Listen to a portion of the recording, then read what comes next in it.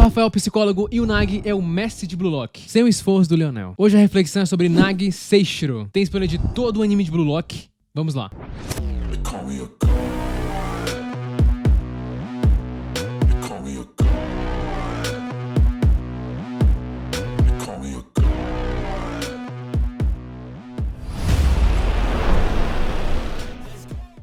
Um dos jogadores mais habilidosos desse anime, que consegue dominar a bola independente de como ela vem, que consegue chutar ou finalizar de qualquer lugar do campo, e também ali quem faz os gols mais bonitos do anime. Pra mim, o Nagi é o jogador perfeito pro ambiente que Blue Lock procura. Gênio, solitário, que busca acima de tudo o bem de si mesmo e os prazeres que os comportamentos podem proporcionar a ele em si. Por isso que pra mim, ele é o jogador egoísta perfeito nesse universo. Mas aí vem um grande ponto. Ele tem toda essa habilidade sem de fato treinar. Pior ainda, sem motivação alguma. Nagi é o Messi ou o Neymar do mundo de Blue Lock, gênios do futebol que tem um talento natural. Só que diferente dos dois, Nagi não tem motivação pra fazer isso. Ele nem precisa treinar muito. E mesmo assim já tá na frente de muitos outros jogadores, mais até que do personagem principal. O Nagi é um gênio natural. Imagina ele treinando igual os outros, fazendo escolinha e tudo mais. Imagina. Estudos mostram que a atividade física regular pode aumentar o tamanho do hipocampo, que é uma parte do cérebro fortemente ligada à aprendizagem e à memória. Outros estudos mostraram que a atividade física regular tem benefícios cerebrais em todas as fases da vida. Ou seja, para a genialidade do Nagi, o exercício físico, jogar futebol é um deles, poderia aumentar mais ainda suas capacidades cognitivas. E muito antes ele nem gostava de futebol, ele nem conhece ali os grandes jogadores de futebol atuais, ele nem assistiu os jogos. Nagi foi colocado nesse universo do futebol por um amigo, e esse é um ponto importante. Seu amigo Rel, ali na época da escola, descobriu o talento dele do nada, imaginou um potencial para aquele garoto, mesmo ele nunca tendo jogado futebol na vida. O difícil era motivar esse garoto, visto que o maior sonho dele era não fazer nada,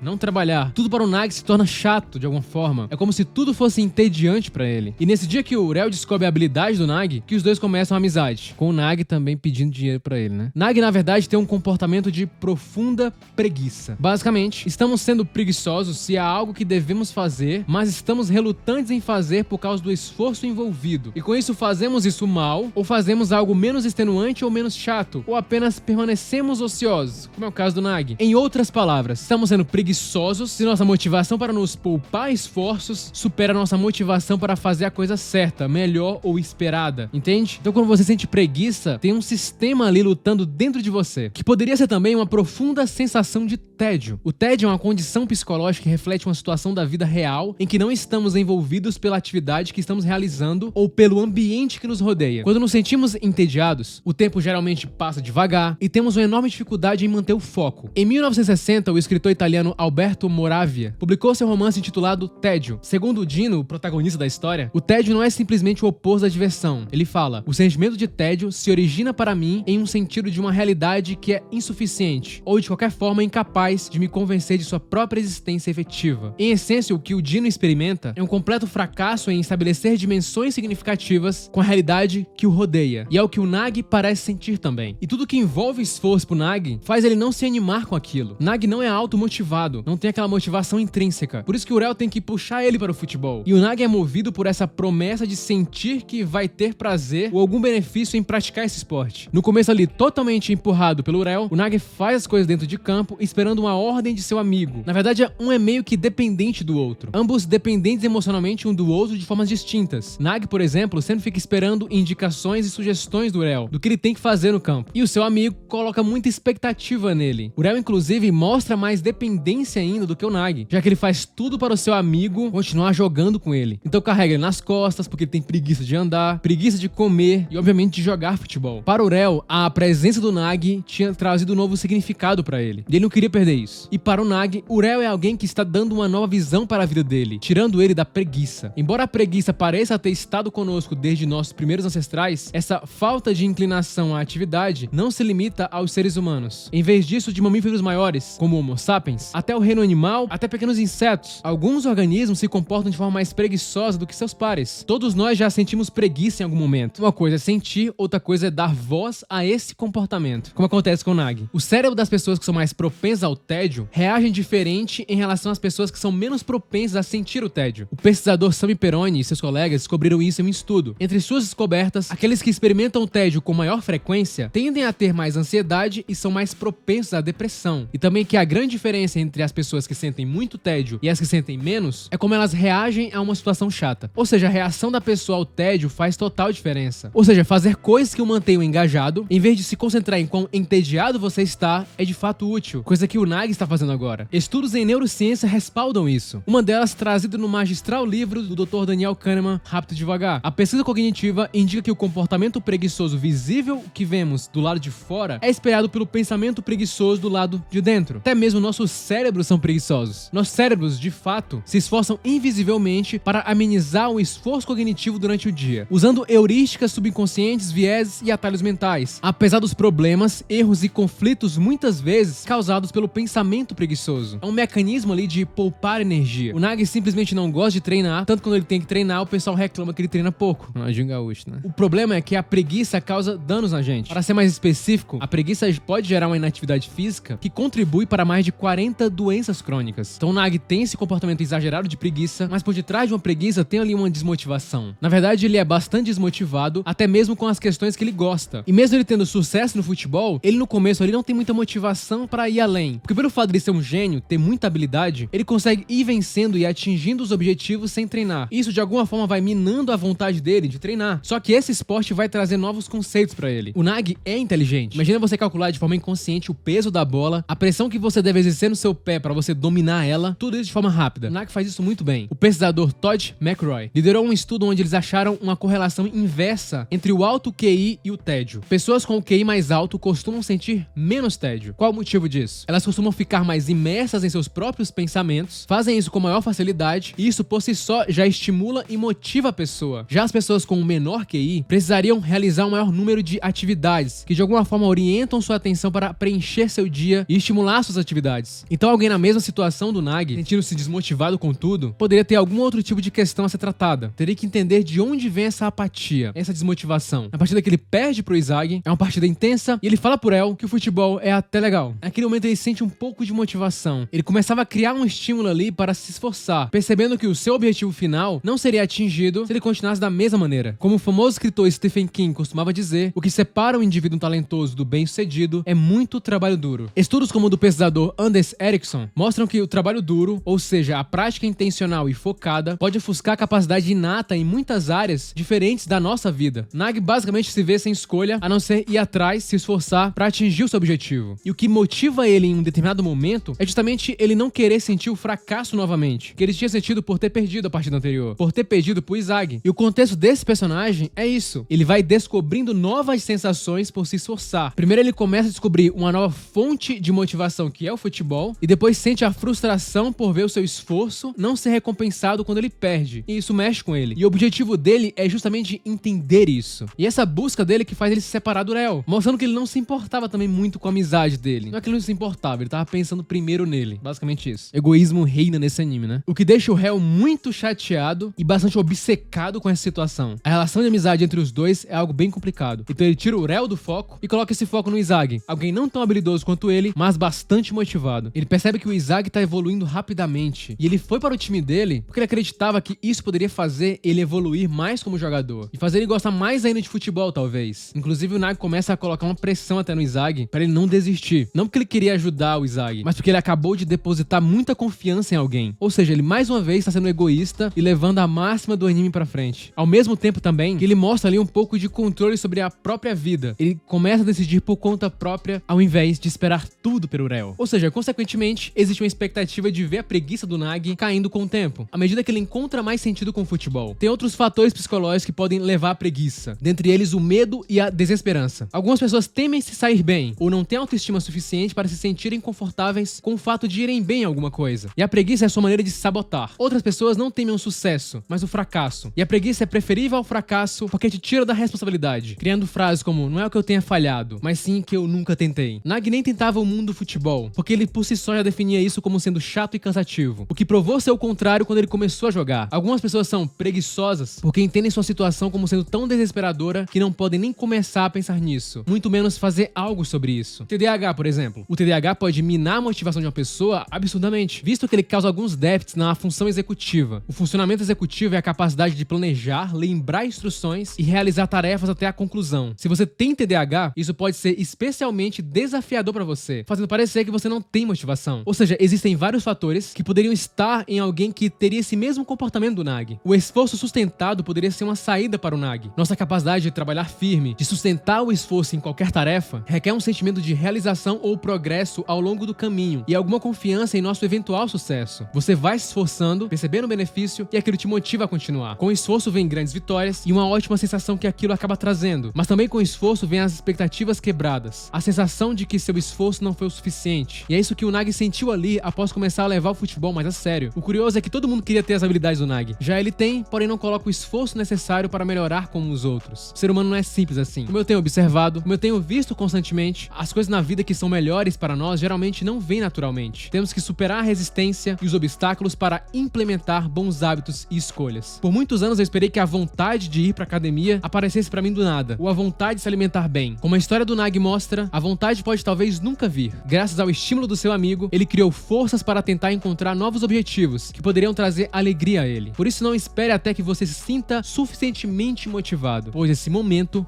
pode nunca chegar. Curta, se inscreva e compartilhe. É apenas o começo.